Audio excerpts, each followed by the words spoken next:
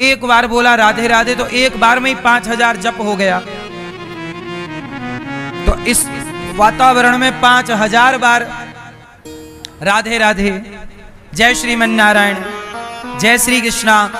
तो जब वायुमंडल में भगवान नाम गूंजता है तो वो वायुमंडल भी तो पवित्र होता है।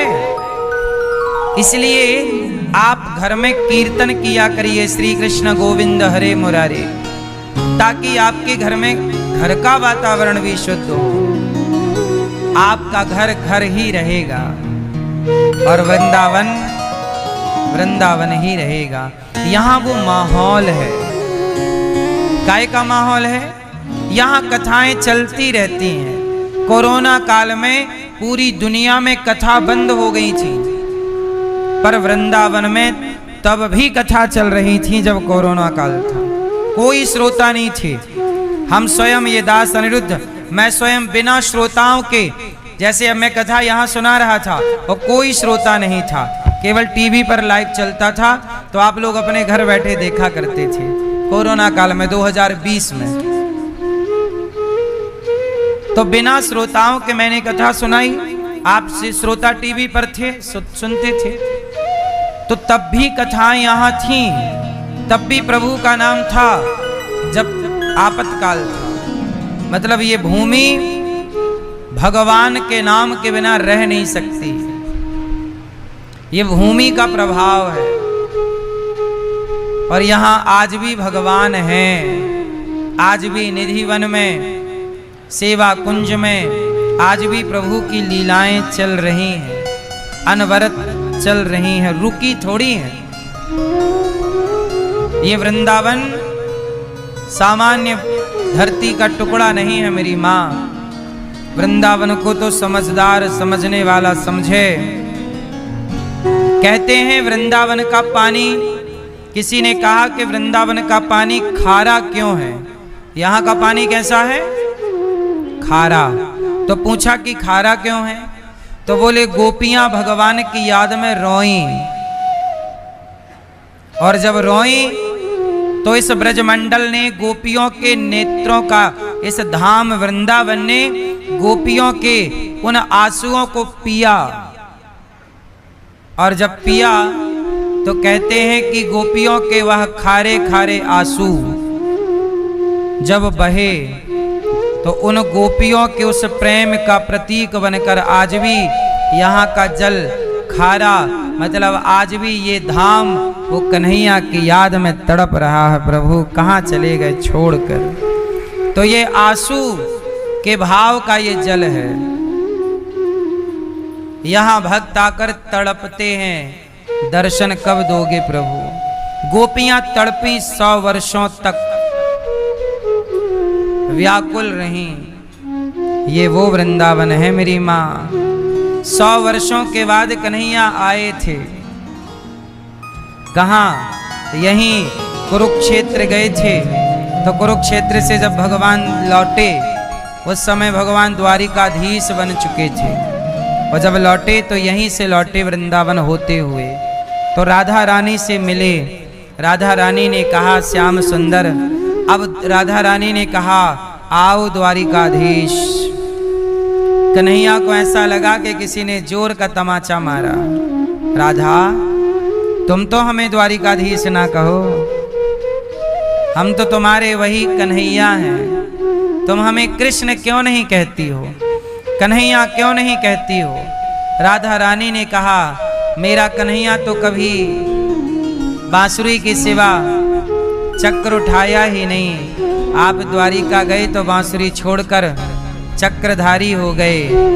प्रेम की बांसुरी हम सुनती आई हैं, सुना है कि तुम चक्र चलाने लग गए हो। प्रेम की बांसुरी बजाने वाला कन्हैया हमें पसंद है, चक्र चलाने वाला कन्हैया नहीं चाहिए हमें। इसलिए हमारे लिए तो तुम वही हो, वही हो बांसुरी बजाने वाले। इसलिए अब तुम बड़े हो गए हो, राजा हो गए हो, द्वारिका के राजा, द्वारिकाधीश। अब हमारी तुम्हें याद क्यों आएगी। कन्हैया ने कहा राधा ऐसे ना कहो, हम तुम्हारे बिना थोड़ी रह पाएंगे। जैसे श्री कृष्ण दो हैं। कृष्ण कितने हैं? दो। कौन से? एक कृष्ण है यशोदा के पुत्र और एक कृष्ण है देवकी के पुत्र। तो जो श्री कृष्ण यहां से चले गए वो देवकी के पुत्र चले गए, और जो वृंदावन से कभी नहीं गए वो यशोदा के पुत्र कभी नहीं गए। इसकी कथा मैंने कई बार विस्तार से सुनाई है, अभी इतना ही समझो। जब वसुदेव जी के यहाँ श्री कृष्ण प्रकट हुए तो यशोदा के यहाँ कौन जन्म लिया? यशोदा जी के यहाँ एक बेटी ने जन्म लिया, पर साथ में एक बेटे ने भी जन्म लिया। यशोदा जी के एक बेटी और एक बेटे ने जन्म लिया। और जब वसुदेव जी कन्हैया को लाए मथुरा से, तो कन्हैया को यहाँ लाए तो यहाँ भी एक कृष्ण है यशोदा के, लेकिन देवकी और यशोदा के कृष्ण दोनों मिलकर एक हो गए। और बची कन्या, तो वसुदेव जी कन्या को लेकर चले। बोलो हाँ, यहाँ का कन्हैया बड़ा नहीं हुआ, छोटे से ही हैं। प्रभु आप छोटे से ही रहो, हम आपके बाल रूप की पूजा करेंगे। इसलिए बिहारी जी बाल रूप में हैं, राधा रमण जी बाल रूप में हैं। इसलिए वृंदावन में घंटा नहीं बजता, किसी भी मंदिर में आपको घंटा नहीं मिलेगा। टन टन टन कहाँ मिला कहीं आपको? क्योंकि बाल रूप के भाव से कि प्रभु यदि सो रहे हैं, छोटे बच्चे के पास ज्यादा शोर करो तो उसे डिस्टर्ब होता है, इसलिए बाल रूप की पूजा। इसलिए यहाँ पर घंटे का प्रयोग नहीं है, ठीक है। तो श्री कृष्ण एक रूप से तो द्वारिकाधीश कहलाए और एक रूप से वृंदावन बिहारी लाल कहलाए। अब राधा जी तो एक हैं, तब राधा जी ने भी एक दूसरा अवतार लिया, रुक्मणी। तो जो श्री कृष्ण देवकी पुत्र थे उनके लिए भगवती राधा रुक्मणी बन गई, और जो यशोदा पुत्र हैं उनके लिए सदा राधा बनकर ही रही। इसलिए मंदिर राधा कृष्ण के बनाए जाते हैं, रुक्मणी कृष्ण के नहीं। यशोदा भगवान कृष्ण का विवाह हुआ राधा जी से। अब लोग कहते हैं ना कि लोग क्या कहते हैं कि जब विवाह कृष्ण का राधा से रुक्मणी जी से हुआ तो मंदिर में राधा कृष्ण क्यों हैं? ये सवाल करते हैं लोग, है ना भैया? ओ मोबाइल वाले, चालू हो गया? खेल लो गेम।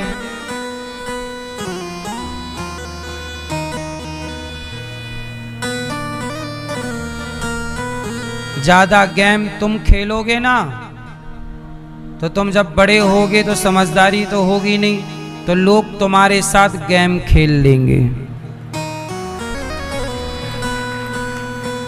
इसलिए हमारी बात समझ लो, सुन लो, सत्संग कर लो, तो तुम्हारे साथ कोई गेम नहीं खेल सकता। और यदि तुमने हमारी बात नहीं समझी तो तुम गेम खेलोगे, तुम्हारे संग भी कोई।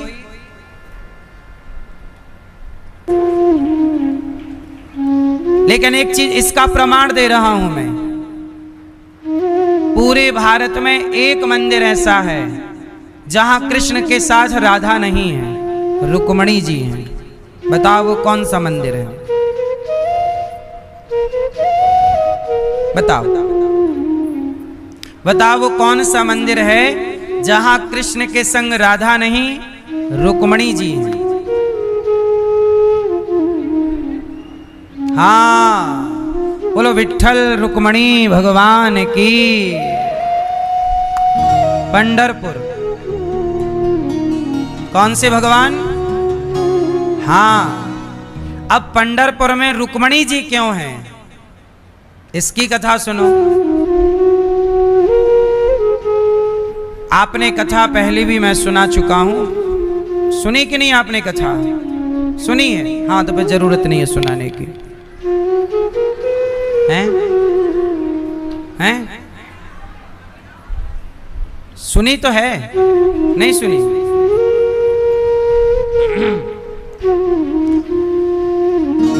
पुंडरीक नाम के एक भक्त हुए हैं पंढरपुर में। वो अपने माँ बाप पर संदेह करते थे कि मेरे माँ बाप के पास पैसा बहुत है पर देते नहीं। शादी हुई तो पत्नी बोली कि तुम्हारी माँ के पास पैसा है तो माँ से पैसा लाओ, पर माँ तो तीर्थ यात्रा पे चल पड़ी। तो पत्नी ने पुंडरीक से कहा कि जाओ अपनी माँ के पीछे पीछे, इसके झोले में पैसा होगा, सोना होगा, मौका मिलते निकाल लेना और वापस आ जाना और अपने माँ बाप को मरने दो, कोई दिक्कत नहीं। आपके कपड़े माँ के लिए 24 घंटा तैयार। हाँ माँ, आज्ञा। परम सेवक। तो एक दिन क्या हुआ कि भगवान कृष्ण भोजन किए द्वारिका में, रुक्मणी जी ने परोसा। भगवान बोले रुक्मणी जी मैं आता हूं अपने भक्त को मिल करके। रुक्मणी जी बोली हमें भी ले चलो। तो कृष्ण रुक्मणी दोनों गए कि चलो वहां उस भक्त को दर्शन देना है। वो माँ बाप का सोचिए, पुंडरीक ने भगवान की भक्ति नहीं की, माँ बाप की सेवा की, और जब सेवा की तो कृष्ण रुक्मणी भगवान दर्शन देने के लिए जा रहे हैं सेवक को। सेवक को भगवान के लिए नहीं बढ़ना पड़ता, भगवान स्वयं सेवक को खोजते हैं। मेरा सेवक, मेरा भक्त कौन? आए और भगवान ने आकर, वो समय माँ बाप के पांव दबा रहे थे, उनकी गोद में माँ का सिर और दूसरे जंघा पर पिता का सिर, और दोनों हाथ से अपने पिता के और माँ के सिर को दबा रहे थे। तब भगवान आए, कमर में हाथ धर के भगवान कृष्ण खड़े हो गए। सुनो पुंडरीक, हम आए हैं, हमारे दर्शन कर लो। पुंडरीक बोले आप कौन? बोले मैं द्वारिकाधीश कृष्ण। अच्छा प्रभु आओ आओ आओ, थोड़ा और अंदर आ जाओ, मैं यहाँ सेवा कर रहा हूँ, माँ की आपको देख लूंगा। भगवान बोले मैं अंदर नहीं आ सकता, मैं इतना आ चुका हूँ, अब तुम बाहर आओ।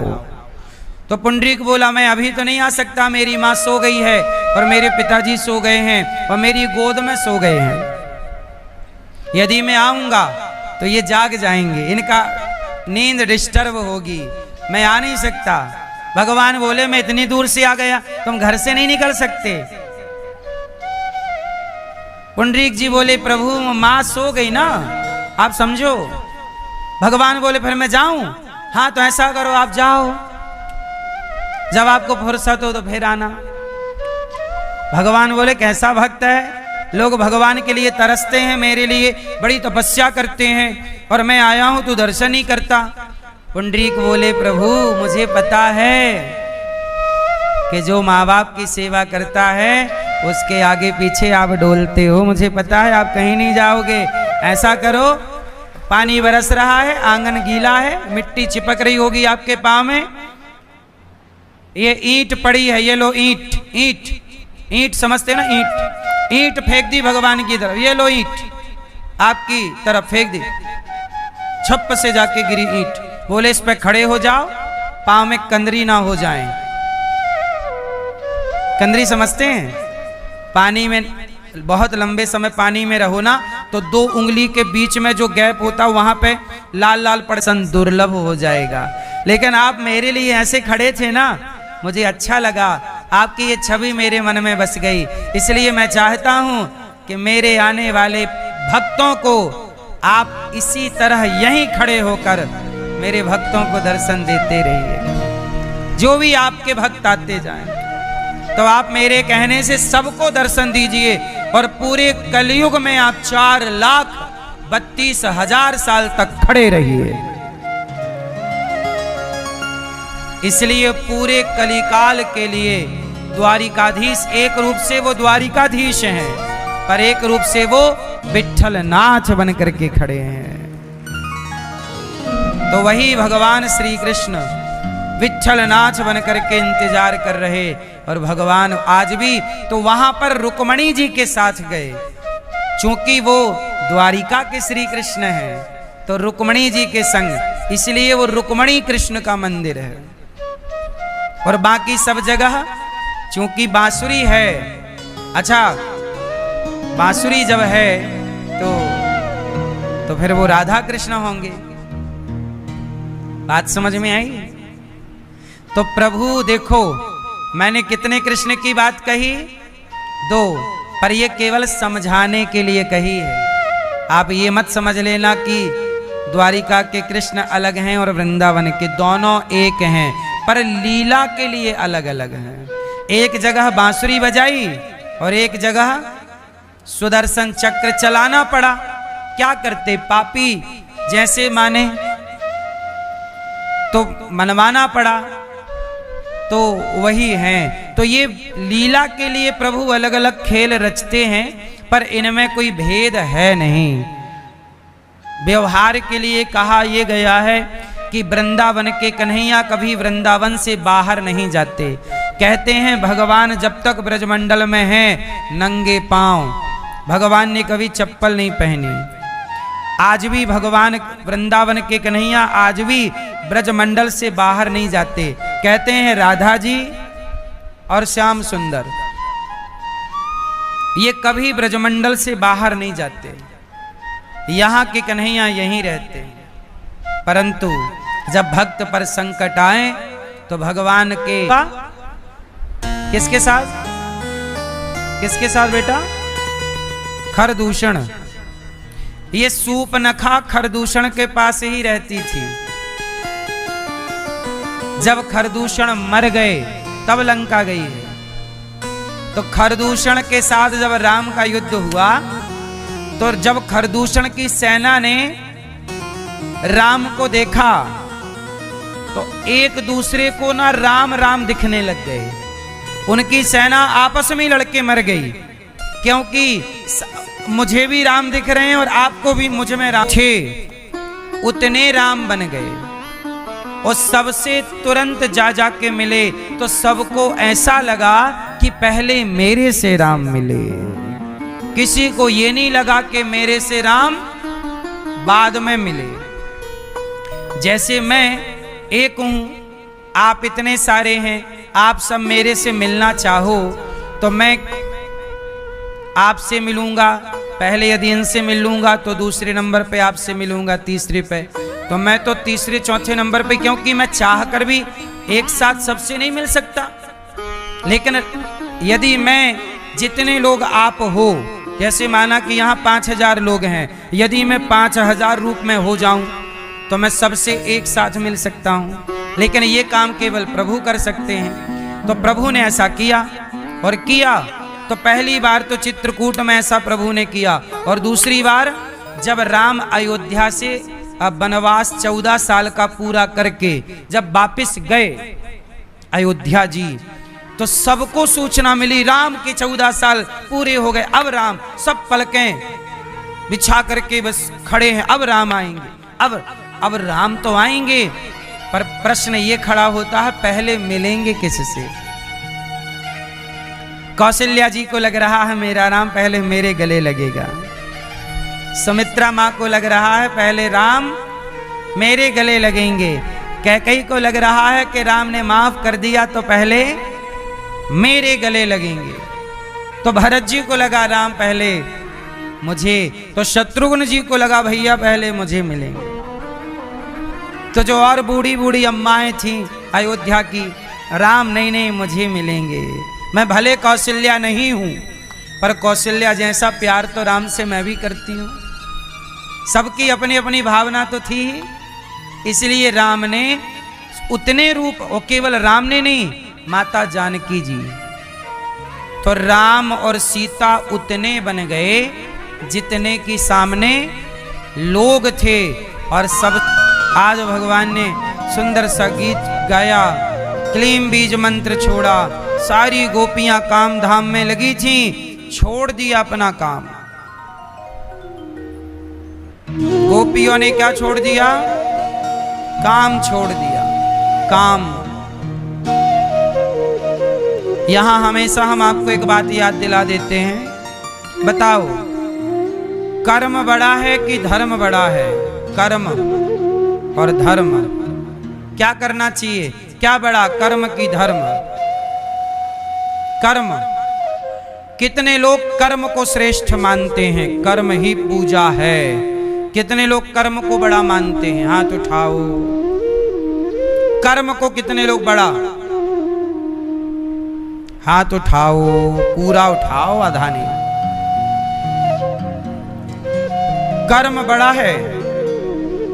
अब कितने लोग धर्म को बड़ा मानते हैं? ठीक है, दो भाग हो गए। एक कर्म की पार्टी अलग है, धर्म की पार्टी अलग है।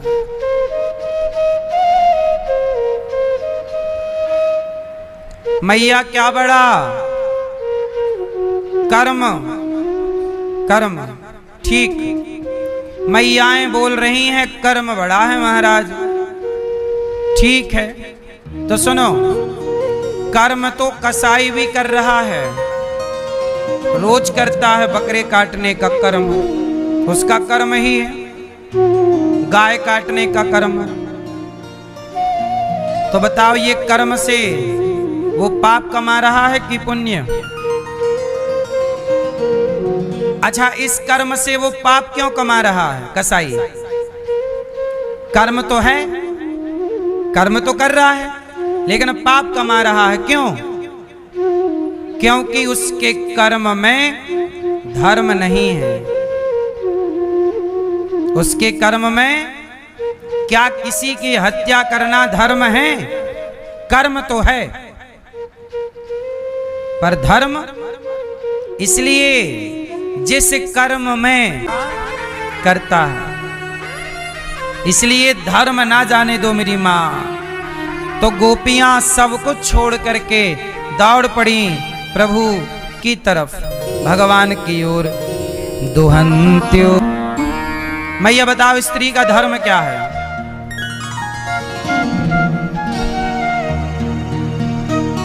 मैया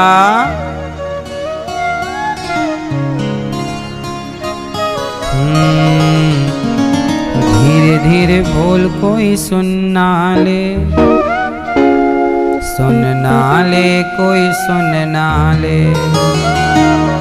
ले, मैया तो नकल कर रही है पड़ोस। हाँ तू बता। नकल करके बता रही है मैया, पड़ोसन से पूछ के। मैया आप बताओ, स्त्री का धर्म क्या है? क्या है?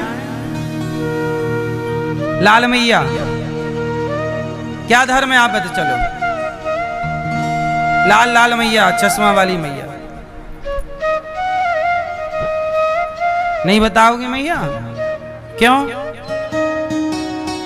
कंजूस हो, बताती भी नहीं हो।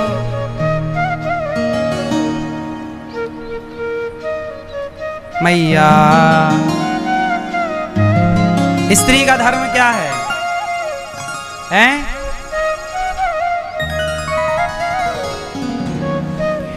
स्त्री का एक ही धर्म है, एक ही धर्म, एक व्रत नैमा, काय वचन मम पति पद प्रेमा। बस ये हो गई बात।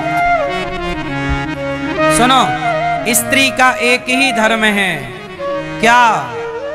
मनसा, मन से, वाचा, वाणी से, कर्मणा, कर्म से, मनसा वाचा कर्मणा, सब तरह से केवल पति की सेवा करे। बस यही नारी का धर्म है। पति से प्रेम करे बस। तो नारी का एक ही धर्म है, पति की सेवा। नारी की का धर्म क्या है? पति की सेवा। मैया, आप पति की सेवा करती हो? और आप पाँव दबाती हो?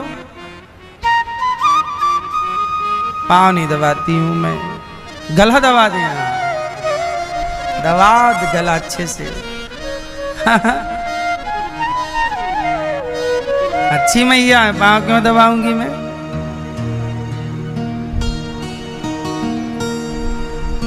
लक्ष्मी जी चरण दबाती हैं। नारी का एक ही धर्म है, भगवान का गला दबा रही हो।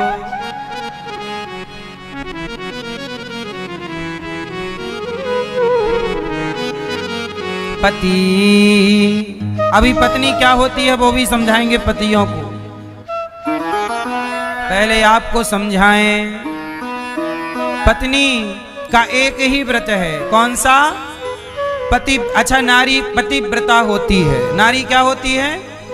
जोर से बताओ, पतिव्रता नारी किसे कहते हैं? आप मैया, पतिव्रता नारी किसे कहते हैं?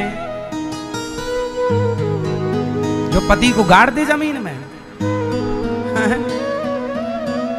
अच्छा, सही है मैया। पति लोग जब से ड्रम में गए हैं बहुत डरे हुए हैं। पता नहीं, हम मैया कह ही रही हैं गला दबाऊंगी। पति और चिंतित है। सुनो, तो पति, नारी का एक व्रत है पतिव्रता, कहते हैं पति। जैसे माता पतिव्रता नारी में इतना ताकत है कि माता अनुसुईया, माता, एक बार क्या हुआ, नारद जी गए, नारायण नारायण, लक्ष्मी जी पांव दबा रही थी। तो नारद जी बोले, माता जी प्रणाम, कैसा चल रहा है सब? लक्ष्मी जी बोले, अच्छे पति की सेवा कर रही हूं। नारद जी आप बताओ, मेरे से बड़ी कोई पतिव्रता है? नारायण नारायण देवी, आपने क्या पूछ लिया? आपसे बड़ी पतिव्रता तो मैंने देखी है। अब लक्ष्मी जी बोली, मेरे से बड़ी पतिव्रता कौन हो गई? मैं दिन रात अपने स्वामी के पांव दबाती हूं और स्वप्न में भी किसी को नहीं चाहती। मेरे से बड़ी कौन? पार्वती जी तो नहीं? पार्वती जी? नारद जी बोले, नहीं, पार्वती जी भी आपकी तरह, उनसे भी बड़ी पतिव्रता कोई है। अच्छा, तो ब्रह्माणी होंगी? ब्रह्माणी नहीं, आप तीनों से बड़ी कोई है। अब तो तीनों इकट्ठी हो गई, पार्वती जी, लक्ष्मी जी और सरस्वती जी, तीनों आई। बोली, नारद जी बताओ, हम तीनों से बड़ा कौन पतिव्रता के मामले में? नारद जी बोले, रहने दो, जाने दो, कोई ऐसी बात नहीं है, आप लोग श्रेष्ठ हैं, पर आपसे भी बड़ी पतिव्रता मैंने देखी है। अब नारद जी बताना पड़ेगा कौन? तो नारद जी ने कह दिया कि वो अत्रि जी की पत्नी माता अनुसुईया है। अब तीनों को लगा कि भाई हमसे बड़ी कैसे हो, उनका विवाह होगा। तो अब आप लोग अपना देख लो, अब उनकी दूसरी बहुएं आएंगी। अब तो तीनों घबराई कि अपने पति कहाँ चले गए। और जब गए, अब तीनों घबराई और अपने पतियों की तलाश में अनुसुईया जी के पास गईं। वहां जाके देखा तो 3 बच्चे पड़े, बड़े सुंदर। अब पहचाने ना जाए, सरस्वती जी को लगा इनमें से ब्रह्मा जी कौन है, पकड़ूं तो कहीं विष्णु जी हाथ में ना आ जाएं। तो तीनों घबराई और तीनों अनुसुईया जी को प्रणाम किया, माता हमारे पति लौटाओ। अनुसुईया जी बोली, आपके पति यहाँ कहाँ है? देख लो, कुटिया खाली है, देख लो जाके, हमने आपके पति अति नहीं चुराए। बोले, ये 3 आपके बच्चे हैं, ये हमारे पति। अनुसुईया जी बोली, तो वो तो अभी पैदा हुए हैं, छोटे हैं, उनके ब्याह मैं करूंगी, तुम कैसे आ गई दावा ठोकने पत्नी हो, जाओ। सरस्वती जी बोली, ना माँ, ये हमारे पति हैं, आपकी परीक्षा लेने आए, आपने तो बच्चा बना दिया, अब हमारे लौटाओ। तो माता जी बोली, एक काम करो, फिर अपना अपना पति उठाओ, जाओ। कहो, तीनों बोली, इतने पति क्या करेंगे? माँ, हमारे जैसे पति थे, हमारे पति वैसी करके दो।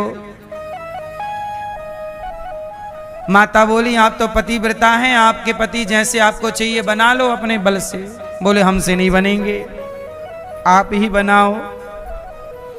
माता अनुसुईया ने फिर जस के तस किए, और जस के तस करने के बाद उनके पति वापस मिले, और तीनों का अहंकार तोड़ने के लिए और माता अनुसुईया के इस पातिव्रत धर्म को बढ़ाने के लिए कि जगत की स्त्रियां भी पतिव्रता नारी बन करके अपना लोक परलोक सार्थक करें, केवल इसके लिए प्रभु की ये लीला है।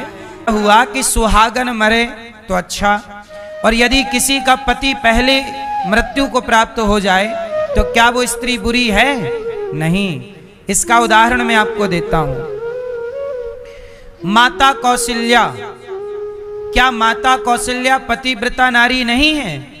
माता कौशल्या भी श्रेष्ठ पतिव्रता नारी है, लेकिन उनके पति की मृत्यु हो गई। इससे ये इसका ये बिल्कुल लोगों ने गलत नियम बना लिया है।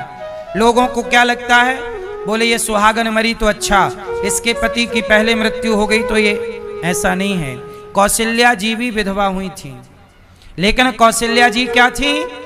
पतिव्रता। पतिव्रता कौन है?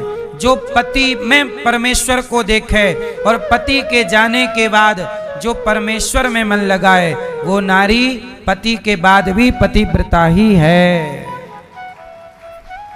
वो नारी पति के बाद भी पतिव्रता ही है, क्योंकि पति के बाद वो परमेश्वर में चित्त लगाती है और कहीं नहीं। वो नारी भ्रष्ट हो जाती है जो पति के रहते या पति के जाने के बाद पराये पुरुष के संबंध में आ जाती है, इसलिए वहां नारी का पतन हो जाता है। इसकी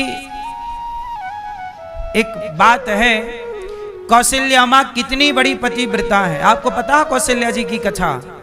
कौशल्या जी की कथा ऐसी है कि कौशल्या जी कितनी बड़ी पतिव्रता हैं, इसकी मैं एक बात सुना रहा हूं कथा। आपने सुना होगा कि जब सीता जी का स्वयंवर हुआ, किसका स्वयंवर? धनुष रखा गया, जो धनुष पर डोरी चढ़ाएगा वो सीता से ब्याह करेगा। अच्छा, जनक जी ने सबको बुलाया था, लेकिन जनक जी ने राम को नहीं बुलाया था। पता है, सीता स्वयंवर में राम बिना बुलाए पहुंचे थे। पता है ये बात आपको? सीता स्वयंवर में राम बुलावा गया था विश्वामित्र जी का, और वहां राम विश्वामित्र जी के साथ थे। तो विश्वामित्र जी के साथ राम गए थे। दशरथ जी के यहां कोई निमंत्रण कार्ड जनक जी ने नहीं पहुंचाया, सबको बुलाया। भूप भूप के दूर दूर से राजा आए, परंतु नहीं पहुंचाया। अब सवाल ये खड़ा हुआ कि जनक जी ने दशरथ जी को निमंत्रण क्यों नहीं दिया? यदि दिया होता तो राम जी दशरथ जी के बढ़िया घोड़ों पे रथ पर चढ़कर जाते, लेकिन राम तो पैदल गए थे। अब सवाल ये खड़ा हुआ कि जनक जी ने दशरथ जी को सीता के स्वयंवर का निमंत्रण क्यों नहीं दिया? इसकी एक कथा है, और वो कथा मां कौशल्या के पतिव्रता धर्म से जुड़ी है, इसलिए मैं आपको सुना रहा हूं। सुनो। ऐसा हुआ था कि एक बार की बात है, जनक जी एक बगीचे पर बैठे थे। उनका बड़ा हरा भरा बगीचा, उसमें बावड़ियां भी थीं, कुआं भी थे, तालाब भी था। बड़ा ऐसा भार नहीं सहता, इतना भी नहीं सहता, और पानी कैसे आएगा? और बोले जो पतिव्रता नारी होगी वो कच्चे धागे में, कच्चे घड़े में पानी कुएं का खींच कर डालेगी, तब हरा भरा। अब जनक जी ने कहा जो पतिव्रता नारी ऐसा करे वो आगे आ जाए। अब जनक जी के राज्य में कोई आगे नहीं आया। इसका मतलब ये नहीं था कि वहां पतिव्रता नारियां नहीं थी, पर डर लग रहा था कि जरा सी मिस्टेक हो गई तो वो सब लोग हंसेंगे, बड़ा के बड़ी चली पतिव्रता बनने, देख टूट गया तेरा घड़ा। मजाक का पात्र तो कौन अपना मजाक बनवाए? बोले मैं नहीं करती। अब जनक जी ने लिखा पत्र। उस समय पूरी धरती में सबसे बड़ी पतिव्रता नारियों में एक नारी का नाम चलता था, माता कौशल्या। कौशल्या जी के नाम पत्र लिखा दशरथ जी के नाम जनक जी ने कि आप दशरथ जी आप आओ, हमारे बगीचे में ऐसा ऐसा सांप लगा है, आप कौशल्या जी को लाओ और हमारे यहाँ चरण रखकर हमें जनकपुर वासियों को कौशल्या जी का दर्शन करा के हम सबको कृतार्थ कीजिए। और ये काम कौशल्या जी ही कर सकती हैं, कोई नहीं कर सकता। उनसे बड़ी पतिव्रता नारी अब दशरथ जी ने पत्र पढ़ा जनक जी का, तो कौशल्या जी को पत्र दिया कि ये लो पत्र आया है, कल तैयार हो जाना, जनक जी के यहाँ चलना है। कौशल्या जी बोली जी। अब कौशल्या जी तैयारी करने लग गई। तो कौशल्या जी के कमरे में झाड़ू पोंछा करने वाली एक बाई आती थी, काम वाली। कौन आता था? काम वाली बाई पोंछा लगाती कौशल्या जी के कमरे में। कौशल्या जी की सेविका। तो उसने देखा कि माँ कहीं तैयारी कर रही हैं, तो पूछा माँ आप कहाँ जा रही हो? अरे बोले जनक जी के यहाँ ये पत्र आया था, तुम ही पढ़ लो पत्र। तो वो काम वाली बाई पढ़ने लगी। अच्छा। वो कच्चे धागे में, कच्चे घड़े में पानी बांधकर, घड़ा बांधकर पानी निकाल के, हे माँ इतने से काम के लिए आप काहे को जाती हो? मैं करके आती हूँ। काम वाली बाई बोली मैं जाती हूँ इतने से काम के लिए, आपको परेशान क्यों कर रहे हैं जनक जी? महाराज से कह देती हूँ माँ नहीं जाएंगी, मैं चली जाती हूँ। अच्छा तू ही बात कर जा। तो दशरथ जी के पास गई, महाराज जी आपकी आज्ञा हो तो इतना सा काम जो पत्र आया है ये तो मैं कराऊंगी, आप क्यों परेशान हो रहे हो? अच्छा कर लोगी? हाँ जा। अब बड़ा रथवत सजा के दशरथ जी ने, दासी थी पर ठाट मेरी दासी तो ठाट बार से जाएगी ना, वो राजा की जिम्मेदारी है। बड़े रथ पर बिठाया, सेना आगे पीछे चल रही है, कुछ कर्मचारी घोड़े हाथी। अब जनक जी को ये पता था कि दशरथ कौशल्या जी आ रहे हैं। तो अब जनकपुर में स्वागत हुआ, कौशल्या जी सब देखने आए, कौशल्या जी। सबने अरे बहुत अच्छा। वो दासी भी किसकी थी? कौशल्या मैया की श्रेष्ठ दासी थी, वो भी पतिव्रताओं में श्रेष्ठ थी। चलो अब जनक जी ने स्वागत किया। अब स्वागत किया तो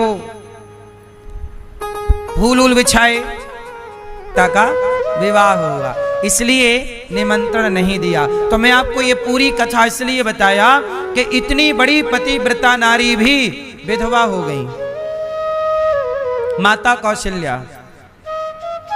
और दूसरी एक नारी और है, माता कुंती। ये कुंती माता भी बहुत बड़ी पतिव्रता नारी है।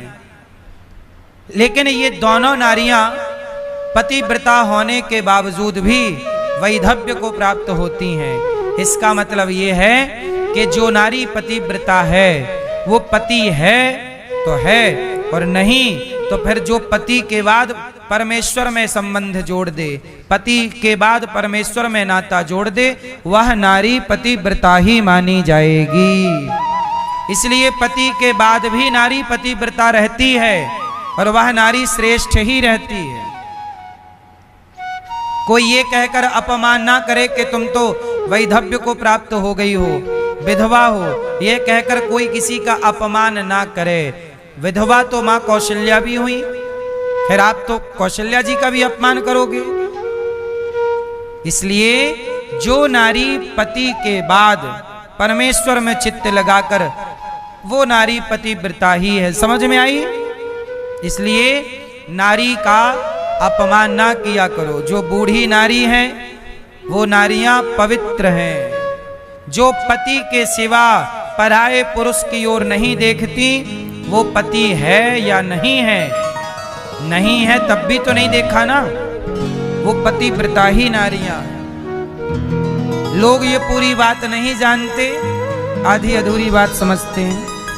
इसलिए आजकल के पुरुष जो पत्नी व्रता हैं उनको तो हम प्रणाम करते हैं, पर कुछ पुरुष क्या रिंगटोन सेट किए रहते हैं मोबाइल पे, सामने वाली खिड़की में एक चांद का टुकड़ा रहता है। अब बताओ ये काय के पत्नी व्रता? सामने वाले खिड़की में देखते रहते हैं जैसे वो जेठालाल बबीता को ही देखता रहता है।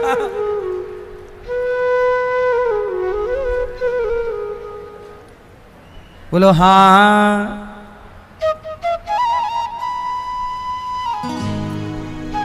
पतिव्रता पुरुष भी हो जहां पत्नी के सिवा पराये की ओर दृष्टि ना हो। पराई स्त्री बड़ी है तो माता, बराबर की है तो बहन, छोटी है तो बेटी, इस दृष्टि से पर स्त्री को देखना चाहिए। पुरुष स्त्रियां भी पराये पुरुष को, पिता बड़ा है तो पिता, बराबर का है तो भाई, छोटा है तो पुत्र, इस भाव से ही देखना चाहिए। ये दृष्टि उत्तम, इसलिए हमारी दृष्टि में भी धर्म होना चाहिए। धर्म की आंखों से देखो, धर्म के कान से सुनो, धर्म की आवाज बोलनी चाहिए, धर्म की वाणी बोलनी चाहिए। जिस वाणी में धर्म ना हो वो वाणी वाणी नहीं है। बात सही है। जिन आंखों में धर्म ना हो, इसलिए कुछ भी ना देखा करो। तो पुरुष भी कैसा हो, आप अपनी पत्नी को क्या मानते हो?